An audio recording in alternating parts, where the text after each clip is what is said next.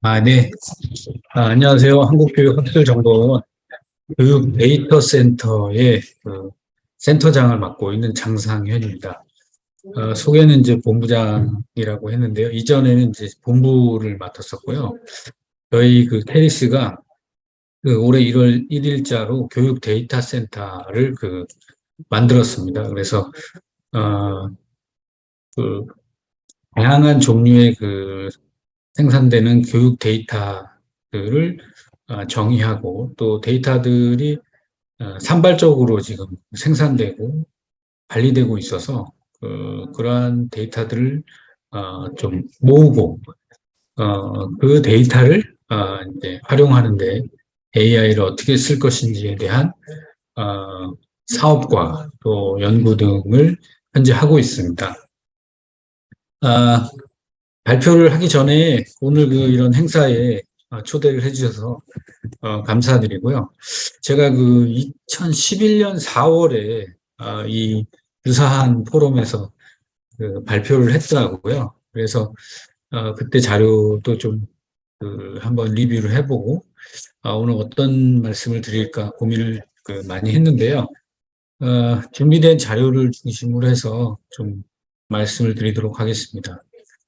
챗 GPT 이후에 뭐 인공지능에 대한 관심이 폭발적으로 늘어나고 있고요.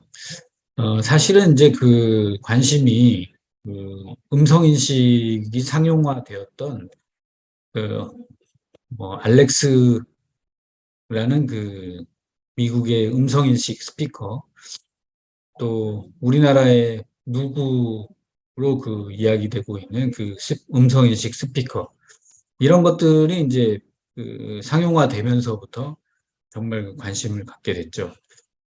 그래서 저는 이제 이런 음성 인식이라든지 지금 이제 챗 GPT가 사용하고 있는 자연어 처리 기술, 이런 알고리즘의 발전, 그 다음에 우리가 스마트폰을 비롯해서 다양한 기기에서 생성되는 데이터, 그 다음에 이제 뭐 반도체를 기반으로 하는 그, 프로세서, 클라우드 컴퓨팅, 뭐 이런 물리적인 환경, 이런 것들이 삼박자가 맞아서 인공지능 시대를 지금 맞이했다고 해도 과언이 아닌데요. 이런 인공지능 시대에 우리 인재 양성을 어떻게 해야 되는가를 고민을 한 내용을 먼저 좀 설명을 드리고 우리가 교육에 어떻게 이 데이터나 AI를 활용할지에 대한 말씀을 드리고 싶은데요.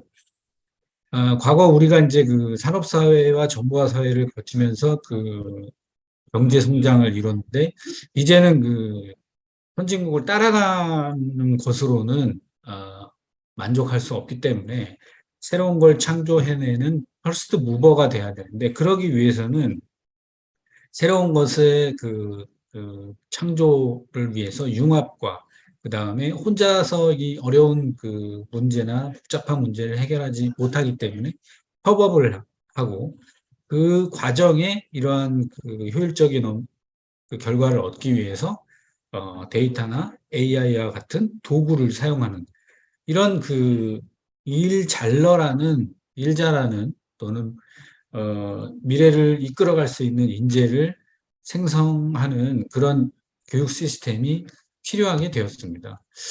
그래서 실제 학교에서 이렇게 교육을 하게 되면 어, 저성과자, 중간성과자, 고성과자로 이제 사회에서 분류가 되는데, 앞으로는 이 저성과자나 중간성과자에까지 AI와 로봇이 그 업무를 대체하기 때문에 인간만이 잘할 수 있는, 예를 들면 지금 뭐 챗 GPT에서 프롬프트 엔지니어링 같이 질문을 잘할 수 있는 사람을 양성한다거나, 또는 기계가 가질 수 없는 사람의 감정이라든지 뭐 이런 부분들을 잘 케어할 수 있는 영역의 전문가들을 키운다거나, 이런 인간만이 잘할 수 있는 역량을 학교에서 키워야 되는 상황에 됐습니다.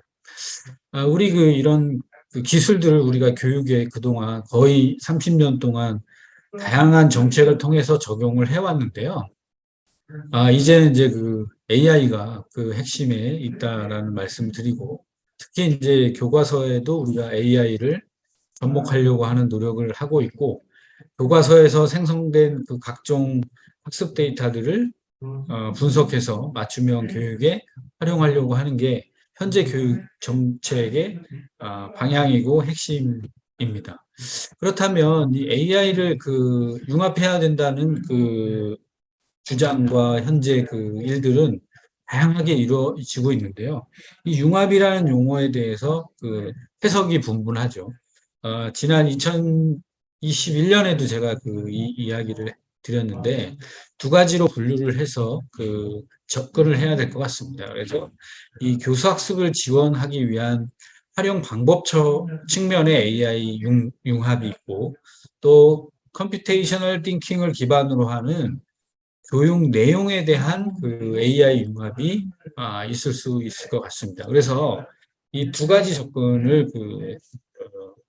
정책적으로 접근을 해줘야지, 한쪽으로 치우친다면 융합교육에 대한 어, 성과를 얻기가 좀 어렵지 않을까라는 생각을 했고요.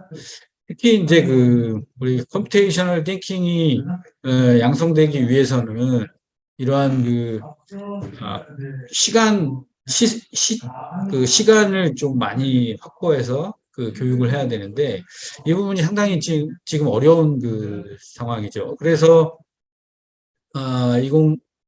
이 개정 교육 과정에서도 시간 확대하는 거를 그 권장을 하고 있지만 필수화되지 않았기 때문에 아직은 좀 어려운 상황이지만, 그래도 진보된 그 정책 중에 최근에 3월에 발표된 교직 과정에 디지털 교육, 거기에 이제 인공지능 교육을 포함해서 1시간 필수 과정을 개설했다는 것이 아마 우리 그 AI 융합 교육에 큰 진전이 있을 것이고, 앞으로 그것을 기반으로 해서 큰 발전이 있을 거라고 생각이 됩니다.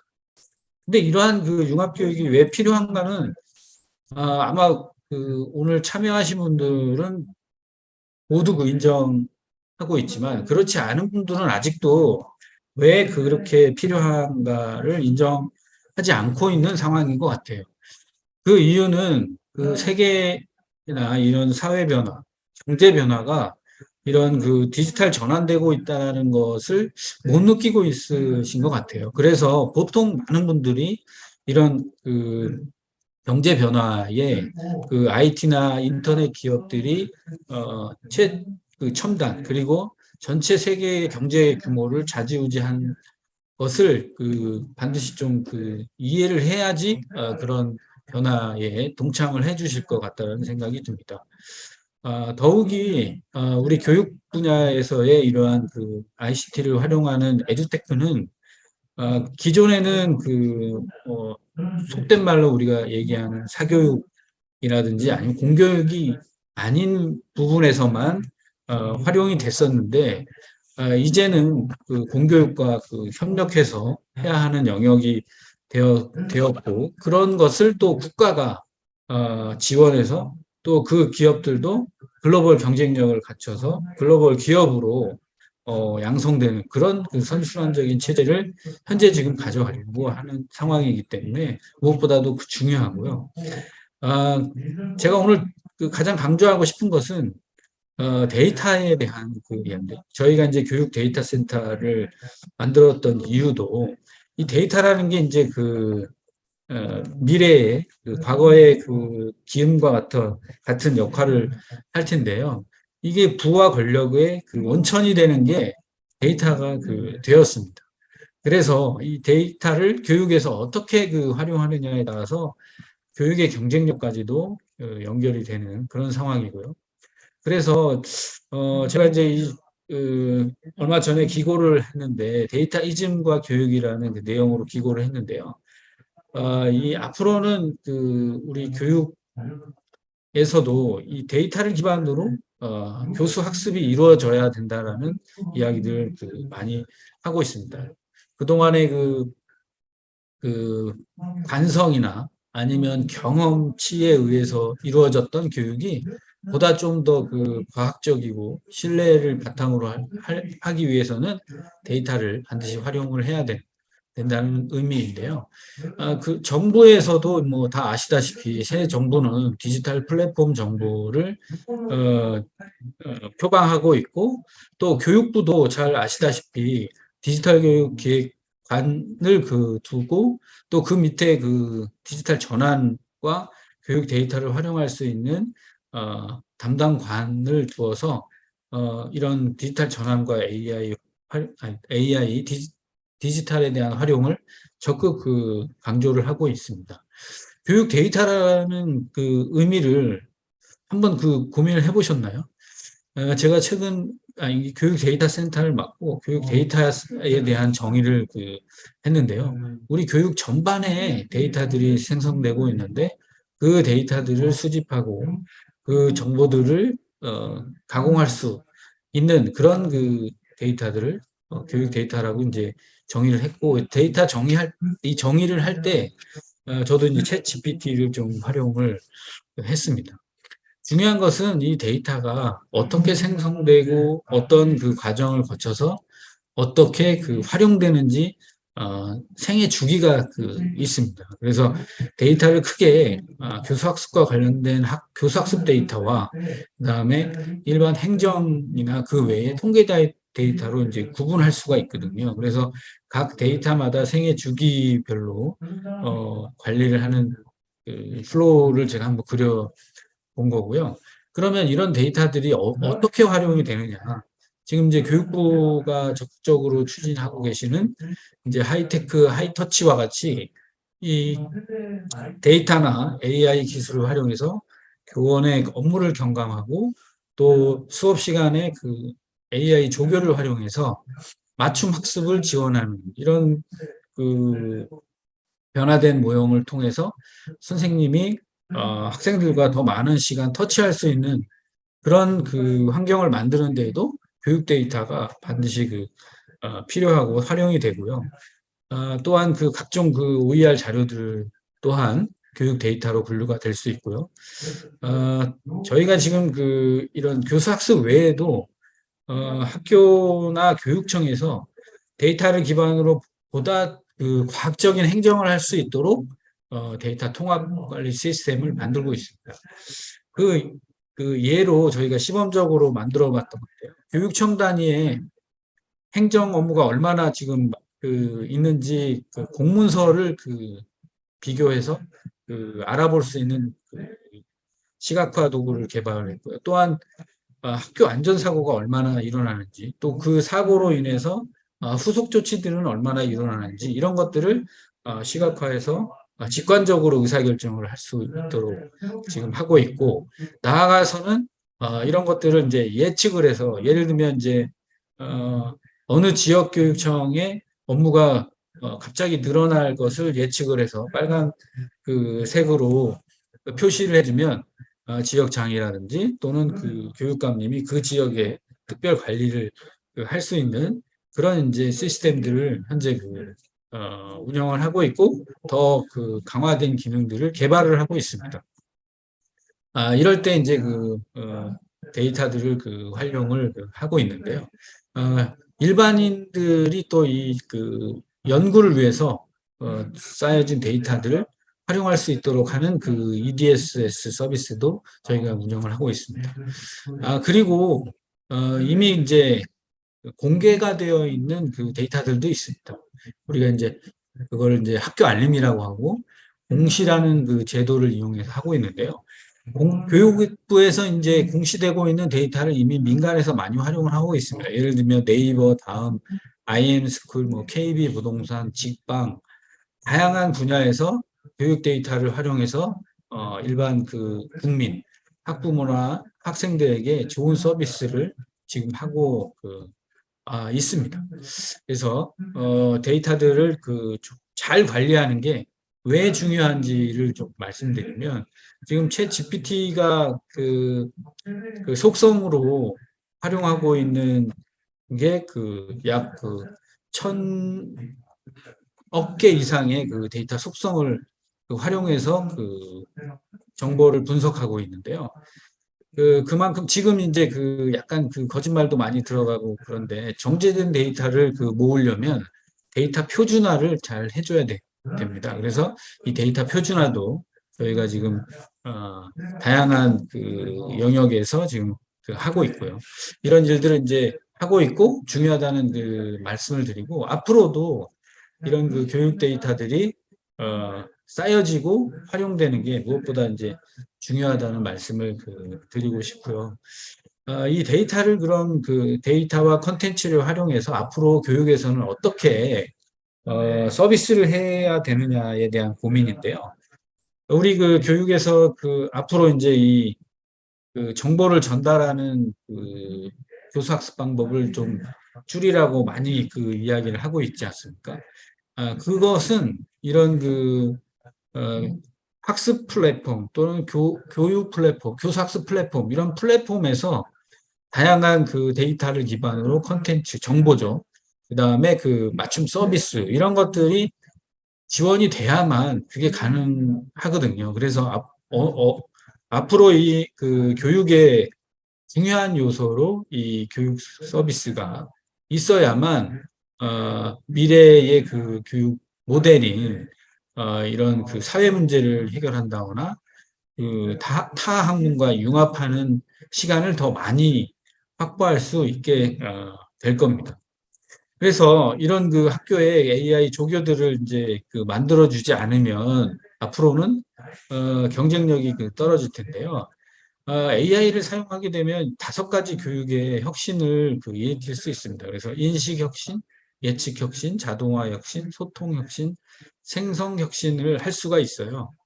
인식 혁신은 이렇게 이미지라든지 아까 말씀드렸던 음성, 사운드 이런 것들을 인식하는 기술을 이용해서 교육에 활용하고요. 이런 칸다 수학처럼 수식 같은 것, 이미지를 인식해서 학생들에게 흥미있는 수업을 할 수 있도록 할 수 있는 방법도 있고 예측 혁신은 이제 뭐 성적 결과를 예측한다거나 또는 학생들의 중도 탈락을 예측한다거나 뭐 이런 예측 시스템을 통해서 다양한 교수 학습을 지원할 수도 있고요.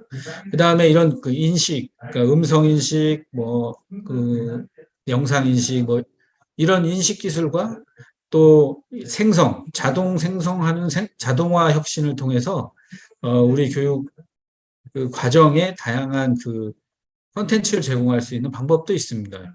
예를 들면 이게 구루라는 소프트웨어인데요. 이거를 쓰게 되면 강의를 자동으로 스크립트도 넣을 수 있고 영상으로 제작을 할 수 있고 번역도 자동으로 할 수 있습니다. 이런 일들이 쉽게 일어날 수 있고요. 또 미네르바 스쿨의 플랫폼처럼 그 상호작용하는 과정을 데이터를 활용해서 더 활성화시킬 수도 있는 소통 혁신, 그다음에 가상의 조교를 활용할 수 있음으로써 소통 혁신을 할 수도 있고요. 마지막 혁신이 이제 지금 최근에 우리의 제일 큰 관심사죠. 생성 혁신.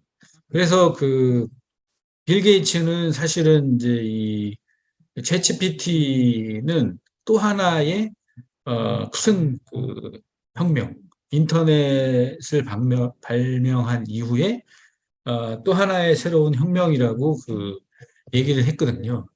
어, 저도 거의 공감을 하는데 왜냐하면 저희가 이제 현재 이제 4개 혁명을 경험하고 있잖아요. 그 1차, 2차 다 아시고 3차는 이제 인터넷 혁명이었는데 4차 산업혁명이 사실은 이제 AI인데 무엇인가로 대변하기가 좀 어려웠었는데 물론 이제 앞서 말씀드렸지만 음성인식 기술이 시발점이었다면 이 생성형 AI가 지금 그걸 확산하는데 도화선이 되었다고 볼 수가 있습니다. 그래서 이 AI라는 게 영어로 Artificial Intelligence라고 해가지고 가상의 지능이지 않습니까? 그래서 우리가 그 뇌가 할 수 있는 그 영역의 일부분을 지금 이제 챗 GPT가 하게 된 거죠. 뭔가 지식을 새롭게 만들어내는 것까지 이제 GPT가 하고 있기 때문에 어느 정도 이제 그 시작이 되었다고 보는데, 저는 개인적으로 아직도 그 갈 길은 멀다라고 그 생각을 하거든요. 왜냐하면 제가 이제 인공지능 분야의 그 컴퓨터 비전이라는 영역을 전공을 했는데, 지금 그 자연어 처리 정도가 이제 된 거예요. 근데 인공지능 분야의 연구 분야를 보게 되면 이 사람의 그 눈에 해당하는 비전 분야가 80%를 차지합니다. 그 이유는 이제 그만큼 어렵고 우리가 해야 될 그 일이라는 건데요. 왜 그러냐면 우리 뇌가 그 어떤 그 사물을 인식해가지고 의사결정, 판단하는데 90% 이상을 눈으로 입력한 그 값을 뇌에 저장했다가 판단에 사용하는 거거든요.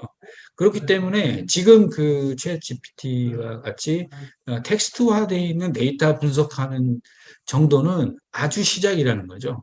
그래서 앞으로 이런 AI 영역이 더 확대된다면 정말로 그 인간의 그 뇌와 마음 이상을 그 극복하는 그런 그 싱귤러리티가 올 수 있을 거라고 이제 생각이 되는데, 어쨌든 지금 그 큰 우리 변화를 경험하고 있습니다. 그래서 아까 말씀드렸던 1750억 개의 속성 데이터들을 이제 분석을 하고 있는데요. 그래서 이제 데이터들을 잘 모으는 게 아, 활용을 위해서 모으고 분석하는 게 중요하다는 말씀을 드리고, 또 우리 융합교육에서 이제 그 내용 그 융합의 그 컴퓨테이션 띵킹을 높이기 위해서 일부 이제 코딩들을 하는데, 이 코딩도 이제 GPT에서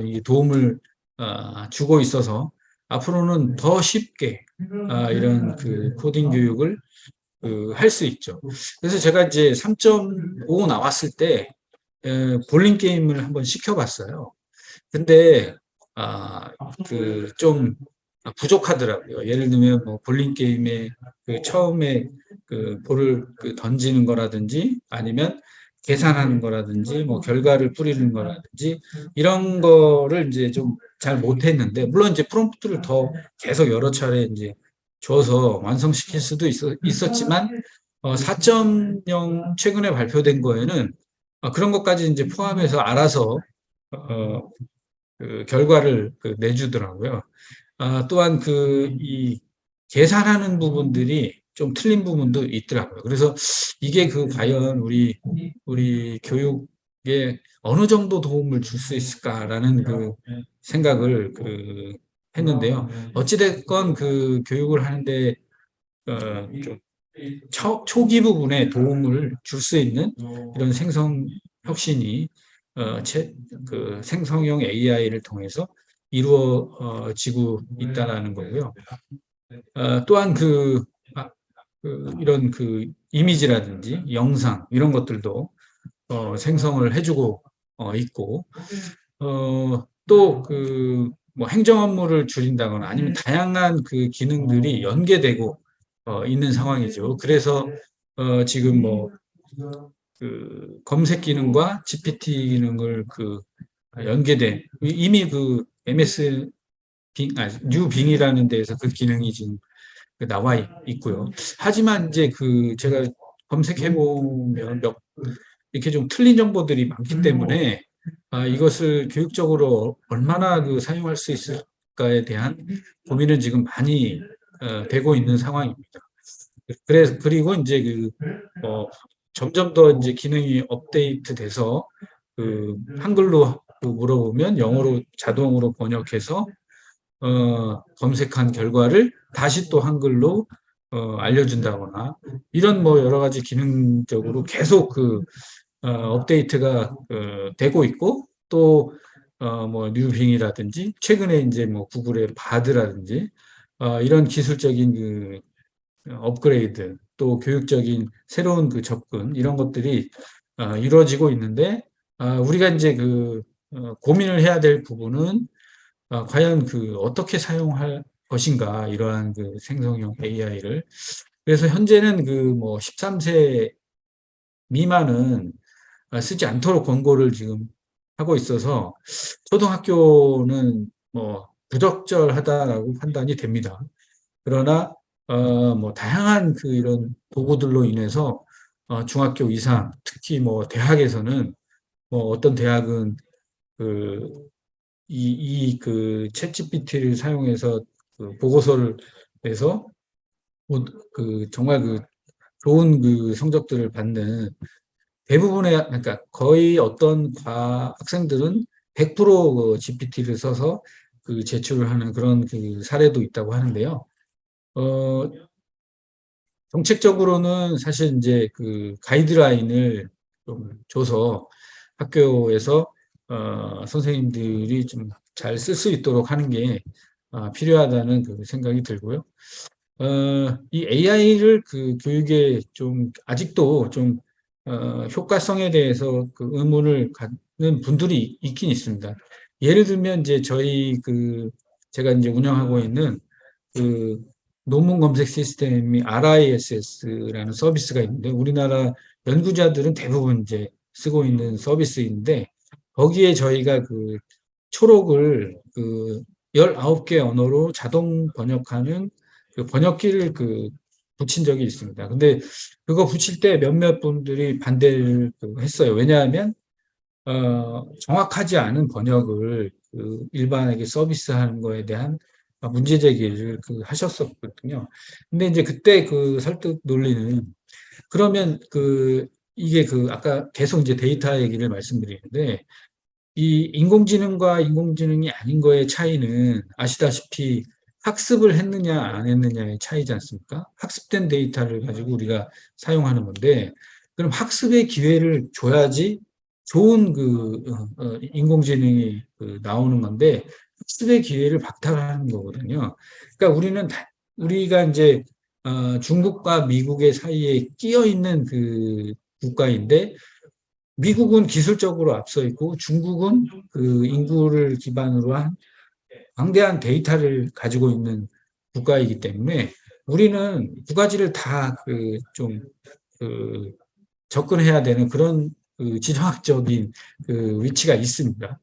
그래서 어, 일단 붙여서 어, 데이터의 정합을 좀 하는 그런 쪽으로 해서 현재도 지금 서비스를 하고 있고 지금 정확도가 계속 올라가고 있는 상황입니다. 그래서 이 AI 교과서에 대해서도 아직은 시작하지 않았지만 큰 우리 혁신이나 새로운 역량을 키우는데 도움을 받을 수 있을 것이라고 생각이 되고요.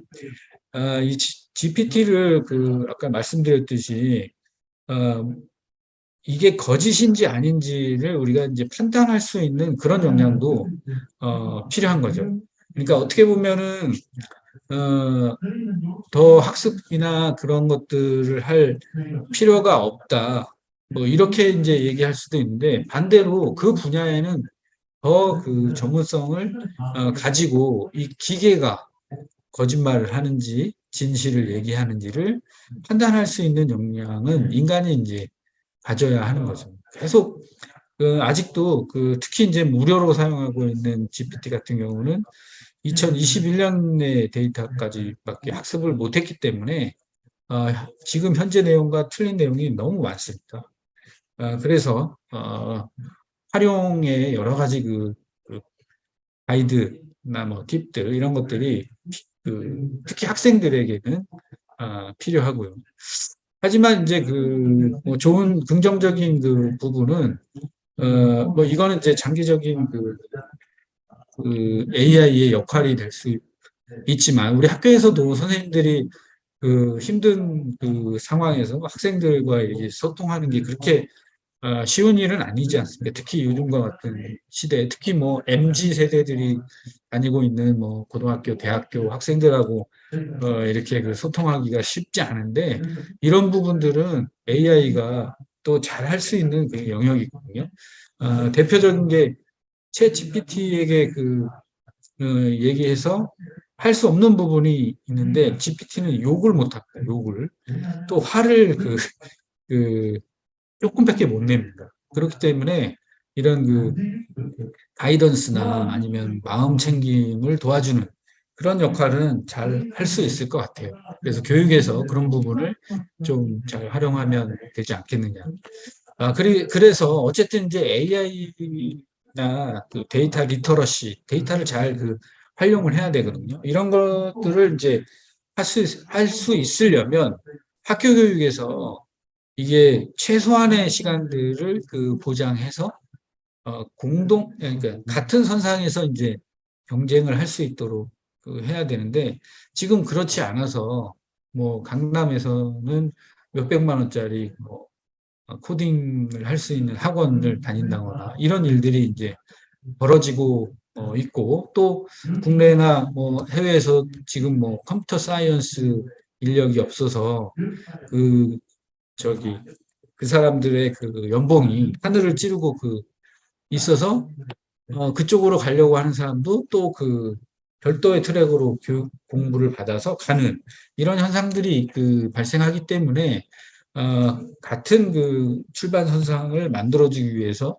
무엇보다도 이 AI를 활용하는 것이 중요하다는 말씀을 드리고 싶습니다. 그래서 제가 늘 이제 마지막에 말씀드리는데, 이게 AI를 쓴 사람과 쓰지 않은 사람의 차이 엄청나게 벌어지고 있습니다. 그래서 쓴 사람들이 앞서 이제 데이터를 가지고 있는 사람이 부와 권력을 갖게 된다고 했는데요.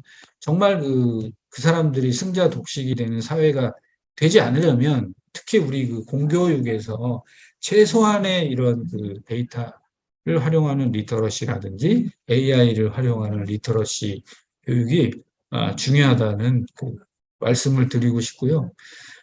장차 앞으로는 정말 인공지능에게 명령을 내리는 사람과, 이제 인공지능이 아까 저성과자들에게 명령을 내려서 그 사람은 인공지능이 내린 명령을 하는, 예, 업무를 담당하는, 이렇게 이제 분류가 될 수 있거든요. 그러니까 이제 인공지능에게 명령을 내릴 수 있는 그런 인재 양성을 우리 교육에서 해야 되지 않을까라는 말씀을 드리고 오늘 말씀을 마치도록 하겠습니다. 네.